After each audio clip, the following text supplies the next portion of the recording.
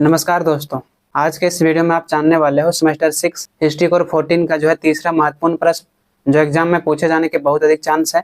इससे पहले हमने आपको दो प्रश्न बता दिया है। आपने अगर अभी तक नहीं देखा है तो डिस्क्रिप्शन में टेलीग्राम का लिंक दिया हुआ है, वहां पर आप जाके देख सकते हो। आप लोगों का जो है एक हमेशा शिकायत रहता है कि सर आप इस प्रश्न को नहीं करवाए हैं, जबकि मैंने सारा प्रश्न को करवा दिया होता है। इसका कारण ये है कि आपने सब्सक्राइब करके नोटिफिकेशन को ऑन नहीं रखा है, इसलिए जो है आप तक नोटिफिकेशन नहीं पहुंच पा रहा है। तो आप सब्सक्राइब करके नोटिफिकेशन को ऑन कर लें, तभी जैसे हम वीडियो अपलोड करेंगे सबसे पहले आप तक नोटिफिकेशन पहुंच जाएगा। दूसरी बात जो है आपको टेलीग्राम जरूर ज्वाइन करनी है। इससे होगा क्या, जब भी मैं वीडियो अपलोड करूंगा वहां पर उसका लिंक दे दिया जाएगा, तो आसानी से आप उस वीडियो को देख सकते हो। तो बार बार आप कमेंट नहीं करोगे कि ये प्रश्न नहीं हुआ है। चलिए आज हम लोग देखते हैं प्रश्न संख्या 3। मुस्तफा कमाल पाशा ने किस प्रकार से जो है तुर्की का आधुनिकीकरण किया। आपको पूछा गया कि मुस्तफा कमाल पाशा ने किस प्रकार से तुर्की का आधुनिकीकरण किया। इससे पहले हमने बताया था आपको कि मुस्तफा कमाल पाशा ने अपनी विदेश नीति को कैसे बेहतर किया। आज बताने वाले हैं कि मुस्तफा कमाल पाशा ने जो है किस प्रकार से तुर्की का आधुनिकीकरण किया। सबसे पहले जो आपको इंट्रोडक्शन देना है। मुस्तफा कमाल पाशा, जिन्हें आधुनिक तुर्क के जनक कहे जाते हैं, जिन्होंने 1923 ईस्वी में तुर्की को एक गणराज्य के रूप में स्थापित किया।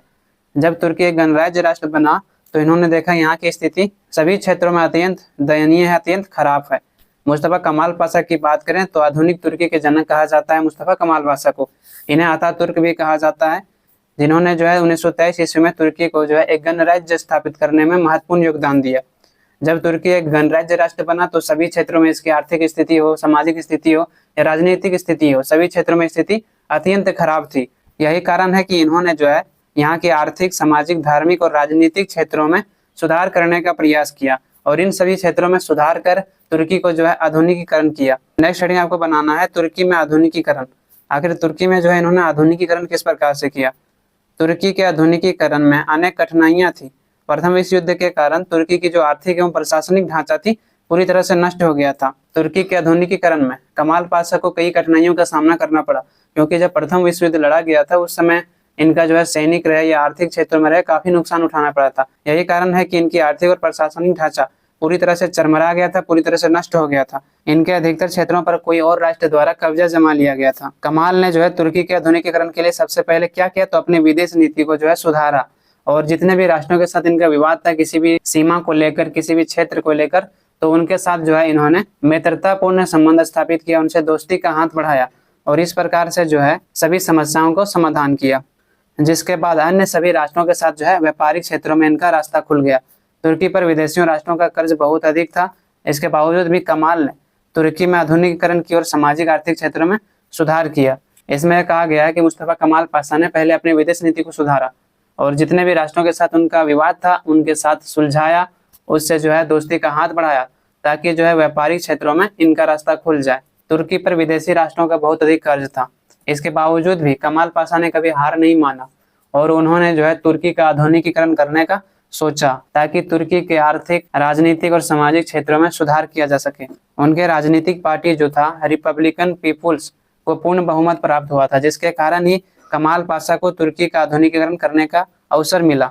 इनके जो राजनीतिक पार्टी था वो था रिपब्लिकन पीपुल्स, इनको जो है पूर्ण बहुमत मिला था। यही कारण है कि जब इन्होंने तुर्की का आधुनिकीकरण करने के लिए कहा या प्रस्ताव रखा तो उन्हें जो है अनुमति दे दिया गया। मुस्तफा कमाल पाशा ने तुर्की के आधुनिकीकरण के लिए जो है 6 सिद्धांतों को अपनाया था, जो इस प्रकार से। पहला था गणतंत्रवाद।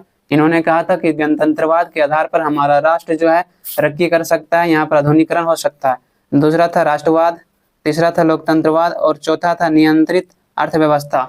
राष्ट्रवाद का मतलब होता है कि इनका मानना था कि जब तक तुर्की में राष्ट्रवाद नहीं फैलेगा लोगों के दिलों में, तब तक जो है यहाँ पर कोई सुधार नहीं किया जा सकता है।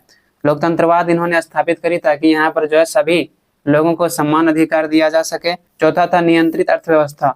इन्होंने नियंत्रित अर्थव्यवस्था को अपनाया ताकि यहाँ के लोगों की जो आर्थिक रूप से समस्या है उन समस्याओं को समाधान किया जा सके। पांचवा है धर्मनिरपेक्षवाद। इन्होंने धर्मनिरपेक्षवाद पर भी ध्यान दिया। तुर्क में जो है उस समय बहुत सारी छोटी छोटी जातियां थी, तो उन सभी के साथ भेदभाव होता था। जो विशेष प्रकार की जातियां होती थी उनको विशेष अधिकार दिया जाता था। यही कारण है कि वहां पर इन्होंने धर्मनिरपेक्षवाद के सिद्धांत को अपनाया। चौथा है क्रांतिवाद। इन्होंने क्रांतिवाद के भी सिद्धांत को अपनाया था, ताकि अगर कोई भी जनता का हक छीना जाए तो वह जो है आंदोलन कर सकता है, वह धरना प्रदर्शन कर सकता है। पहला है सुल्तान पद की समाप्ति। कमाल पाशा ने तुर्की में लोकतंत्र व्यवस्था को स्थापित करने के लिए वहाँ के सुल्तान के पद को समाप्त कर दिया। यहाँ पर सुल्तान उस समय सर्वोच्च शासक होता था जो पूरे राष्ट्र पर जो है शासन व्यवस्था को चलाता था। इसीलिए इन्होंने सोचा कि जब तक यहाँ पर सुल्तान के पद को समाप्त नहीं किया जाएगा तब तक यहाँ पर लोकतांत्रिक व्यवस्था को स्थापित करना संभव नहीं है। दूसरा, तुर्की में बिना सुल्तान के पद को समाप्त किए तुर्की का आधुनिकीकरण संभव नहीं है। किसका मानना था? तो कमाल पाशा का मानना था। इसका कारण था कि तुर्की के जो सुल्तान था वो आंतरिक विद्रोह को कुचलने के लिए हमेशा विदेशी राष्ट्रों का सहारा लेता था। तुर्की का जो शासक था या सुल्तान था, जब भी वह देखता था कि तुर्की में आंतरिक विद्रोह हो रहा है, यहाँ के नागरिक कोई आवाज उठा रहा है, तो ऐसे स्थिति में विदेशियों सैनिकों से सहारा लेकर उनको कुचल दिया जाता था। ऐसे में विदेशियों का प्रभाव तुर्की पर दिन प्रतिदिन बढ़ता जा रहा था। जब आप विदेशियों के सेनाओं पर निर्भर रहोगे तो आपके देश पर जो है कहीं ना कहीं जो है विदेशियों का प्रभाव तो पड़ेगा ही, और यही जो है यहाँ तुर्की में भी हुआ। यही कारण है कि कमाल ने यहाँ के सुल्तान के पद को 1 नवंबर 1922 को समाप्त कर दिया। आपको पूछा जा सकता है कि तुर्की में सुल्तान के पद को कब समाप्त किया गया था? तो 1 नवंबर 1922 को समाप्त कर दिया गया था। मुस्तफा कमाल ने सुल्तान के पद को समाप्त करते हुए यह कहा कि तुर्की की जो प्रभुत्व है किसी एक विशेष व्यक्ति के पास न रहकर राष्ट्र के सभा में निहित होगा, यानी कि यहाँ पर कोई व्यक्ति विशेष नहीं होगा, यहाँ पर हमारा संविधान होगा जो सर्वोच्च होगा, यहाँ पर जनता की सुनी जाएगी, ना कि यहाँ पर राजा की सुनी जाएगी। तो इस प्रकार से इन्होंने इसमें प्रस्ताव को रखा था। दूसरा आपको हेडिंग बनाना है खलीफा पद की समाप्ति। तुर्की में उस समय जो खलीफा था धार्मिक क्षेत्रों में जो है पहला स्थान प्राप्त था, यानी कि केवल तुर्की के वह धर्मगुरु नहीं थे, पूरे विश्व के धर्मगुरु थे। वो जो कहता था पूरे विश्व के लोग उनको मानते थे। ऐसे में जब तुर्की में खलीफा का शासन होगा, खलीफा का पद होगा, तो वहां पर जो है लोकतांत्रिक व्यवस्था को स्थापित करना संभव नहीं था। इसीलिए कमाल पाशा ने जो दूसरा महत्वपूर्ण कदम उठाया आधुनिकीकरण के लिए वो था खलीफा पद की समाप्ति। तुर्की में मुसलमान के प्रधान को खलीफा कहा जाता था, जो केवल तुर्की के ही नहीं बल्कि पूरे विश्व के धर्मगुरु माने जाते थे।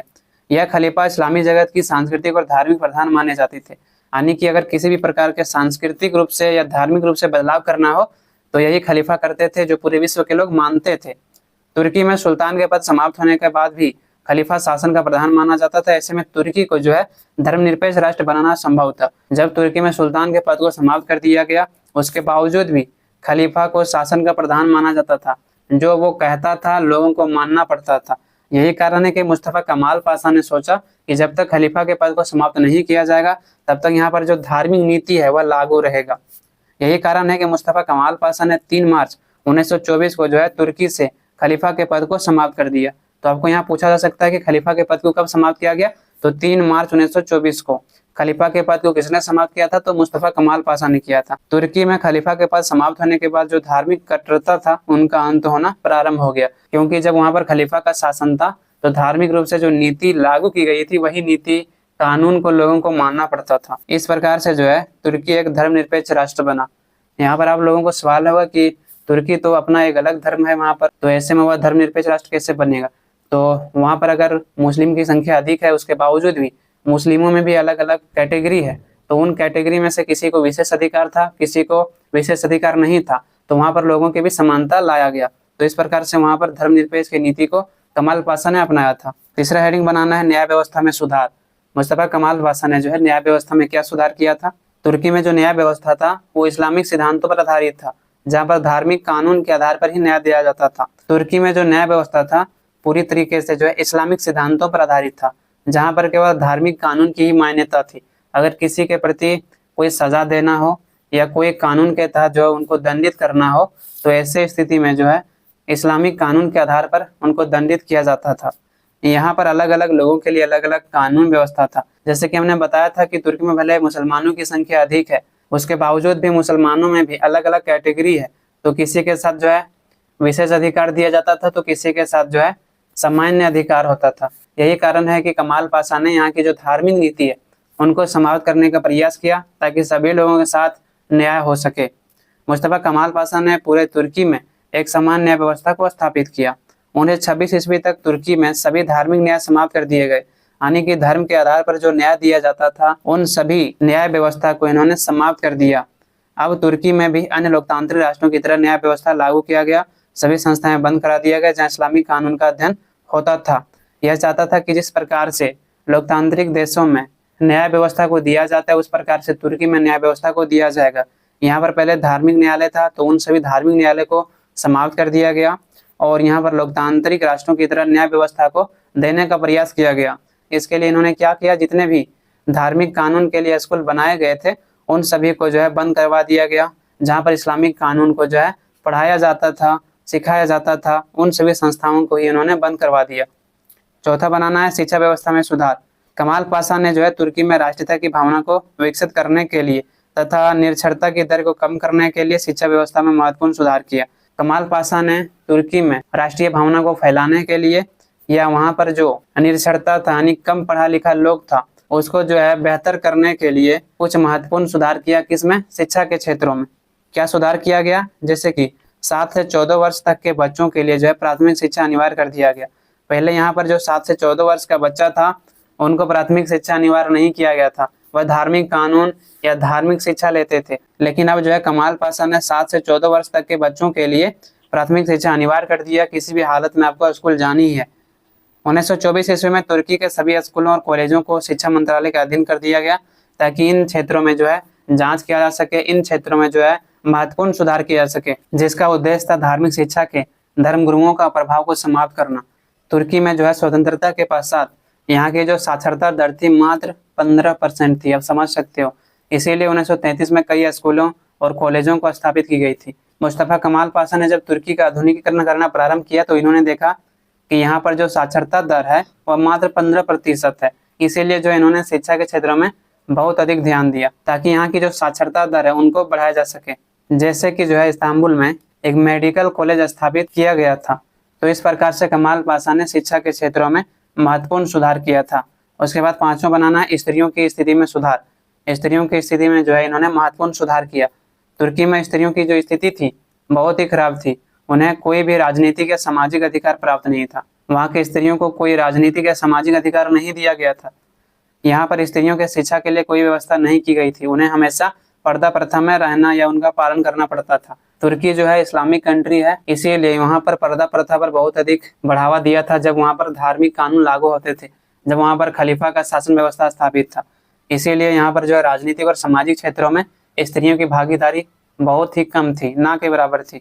इसलिए मुस्तफा कमाल पाशा ने यहाँ पर जो पर्दा प्रथा था उनको समाप्त करने का प्रयास किया ताकि सामाजिक और राजनीतिक क्षेत्रों में स्त्रियों की भागीदारी को बढ़ाया जा सके। क्योंकि हकीकत की बात यह है दोस्तों, जब तक स्त्री और पुरुष मिलकर कार्य नहीं करेगा तब तक हमारा समाज कभी भी विकास नहीं कर सकता।